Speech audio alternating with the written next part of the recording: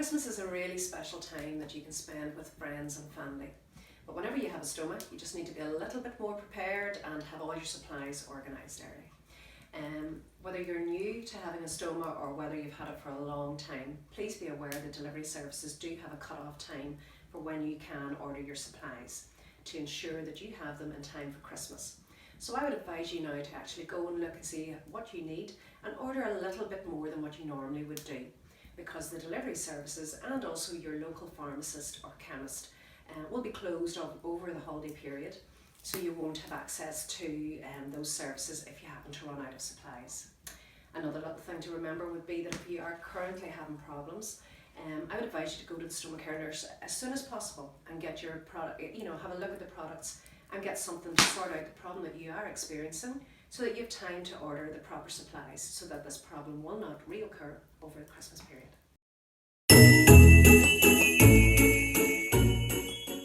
Christmas is a time when we all eat and drink too much, and for people with a stoma that has some implications in that the more you eat, the more your stoma will function.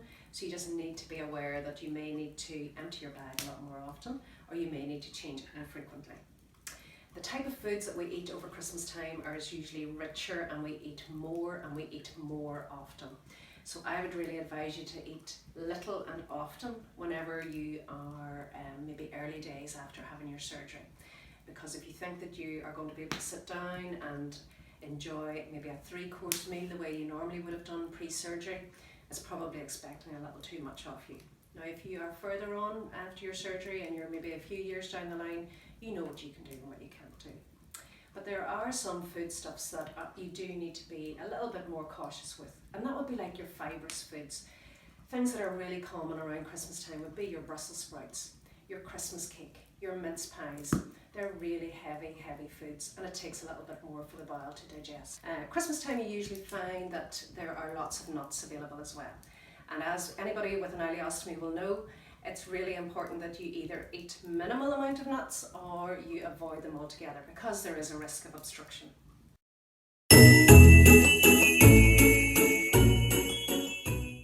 So it's okay that you have lots of food in the house and that you're feeding everybody. However, if you are the chief cook, you have something else to think about. Think about that heavy weight of the turkey that you have to lift in and lift out of the oven. But one word of warning would be that if you are really early post-op, I would really delegate that job out to somebody else, because the weight and the movement of lifting down really does pull in your abdominal muscles. And also think about your heavy saucepans full of boiling water. If there's somebody else there in the house to do that, just give that job to them as well, because it's very easy to cause a little bit of pain or discomfort to your abdominal muscles, and you really don't want that over the Christmas period.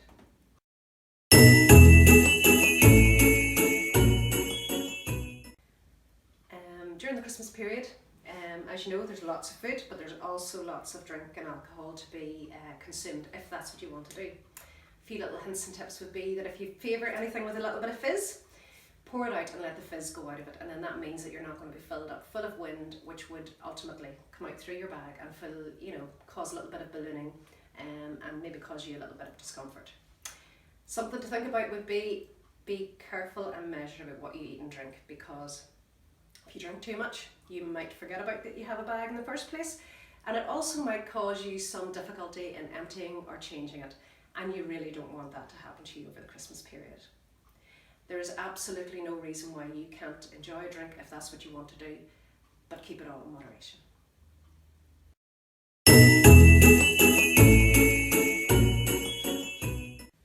Christmas is a time whenever families really make an effort to get together. However, if you have just recently had surgery and are in the recovery stage, this might be causing you some anxiety if you haven't seen people in a while. The first thing you're going to be thinking about is, what am I going to tell them, or who do I tell? And you don't have to tell anybody anything if you don't want to. However, if you've had surgery and you are recovering, people are going to see that you are feeling better if you've had a history of colitis beforehand and they have known that you've been ill. I've been thinking about this, and probably the thing to do is to say to people that yes, you've had surgery and that you are recovering, and you don't have to go into the details of it all. For other people that maybe you are going through treatment or chemotherapy, you're going to have to perhaps tell people some of the information as to what you've been through, just so that they can understand that you might not just be feeling as Christmassy and as festive as what you normally would have done. For some people, whenever you have friends and family coming to stay, you want to worry about bathrooms and where people are going to sleep, and that's just like anybody else who are having friends and family coming. But just give yourself the time and the patience to rest if you have a lot of people about. Christmas is a long period of time to have friends and family around, especially if you're not feeling 100%. If you're invited out and you're not feeling like going, just very politely refuse and excuse yourself. Or go, but arrange for a time for somebody to come and pick you up so that you are not feeling under pressure that you have to go out and be the real soul of the party. Another thing to think about would be that Christmas Day is a long day. Everybody falls asleep after their Christmas dinner, and just use that as an excuse to go up and have a lie down and rest. There's absolutely no harm in doing that at all.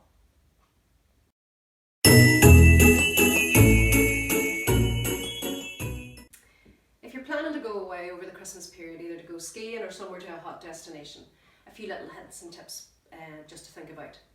Remember to order your supplies in good timing because, as I've mentioned in a previous post, some of the delivery services and chemists will have closed down, and there is usually a cut-off date as to when they can guarantee that the supplies will come to your house. So order really well in advance. Remember that we have a copy of a travel certificate and a holiday checklist, which is available on the website. And it just takes you through exactly what you will need to bring with you on holiday.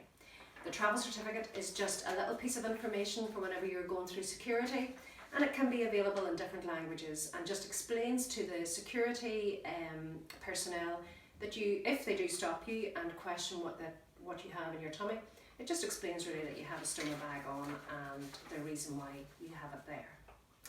If you're going skiing or snowboarding, and if it's something that you have done in the past, well then that's fine. Away you go, enjoy yourself. The extra protection of your ski gear usually is enough to provide reassurance that your stoma won't get damaged if you do fall.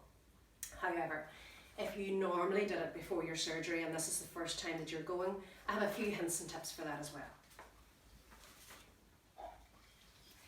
There are some support belts that are available on the market that have really good elastic support, and that will help protect your abdominal muscles as well as your stoma. If you don't need anything as hard or as protective as that, you can also get a little stoma guard, which is really hard and it hooks around from side to side with a belt, and it just covers your stoma pouch, but it actually gives you hard protection on top of the stoma, so that if you do fall, then it is protected. If you don't need to use anything like this, and if you are skiing and you're maybe concerned that you will fall, your stoma is actually really quite hardy and will cope with a lot of things. If you do fall, and whenever you change your pouch, whenever you get back to the villa, you might well find that it looks a bit bruised. Really don't worry too much about that at all, because as long as the stoma is functioning and you're not in any pain, if there is a little bruise on it, it will just come away itself and the stoma will just get back to normal again. Your abdominal muscles will probably feel under huge pressure skiing, and if this is your first time following your surgery, you probably will be really exhausted. But remember all the après ski that you can indulge in, and just really relax and enjoy it and get back to doing what you really enjoy doing. I hope all these hints and tips for Christmas have been useful to you. We would really like to wish you a very happy and peaceful Christmas from A Bigger Life. We're going to have a forum on the 15th of December, which you will be able to access. If you're in Australia and New Zealand, it's from 7 o'clock to 8 o'clock in the evening time. And if you're within the UK or anything within Greenwich Mean Time, it'll be 4 to 5 o'clock in the evening time. So big happy Christmas from all A Bigger Life.